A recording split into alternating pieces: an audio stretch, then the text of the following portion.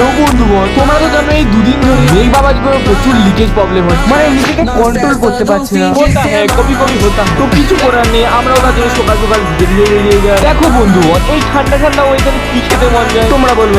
মানে হেলদি খাবার তো হয় নাকি, মানে খিচুড়ির কথা বলছি, তোমরা সব পাক্কা মাতাল।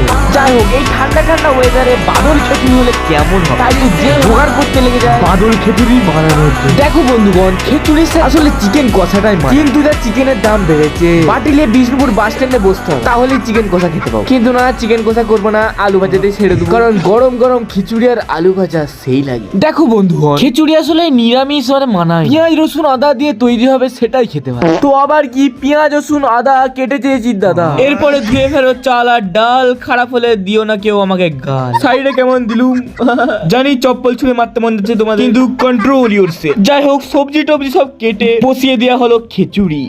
দেখো বন্ধুগণ, সবাই মিলে একটা কাজ করার আনন্দটাই আলাদা, কিন্তু আমাকে পেঁয়াজ কাটার দায়িত্ব দিয়ে আমি ব্যয় ব্যয় করে কাটছি। খিচুড়ি রান্না একটা সিম্পল ব্যাপার, এটাতে কোনো ভজঘট ব্যাপার নেই। চুপচাপ পেঁয়াজ রসুন আদাকে মশলা করো, মশলা করে কষে নাও, আর তাতে সব সবজি দিয়ে সেগুলোকে কষে ভেজে নাও, আর দিয়ে দাও চাল ডাল ব্যাটা, হলুদ লঙ্কা নুন সব দিয়ে দাও, দিয়ে ঘেটে ঘুটে পরিমাণ মতো নুন দিয়ে নামিয়ে দাও। এই তো হয়ে গেল বাদুল খিচুড়ি। আবার কি এত সুন্দর খিচুড়ি কেউ খেয়ে মানে আঙুল চাটবে, এরপরে বসে পড়ো হাঁপুর। যাই হোক, খিচুড়িটা হয়েছিল পুরো চুমু। তোমরাও যদি এই খিচুড়ি খেতে চাও, তাহলে আবার কি ঘরে বানাও, খাও। তোমরা কি ভাবলে আমি করে খাবো না কি? মরণ দোষ।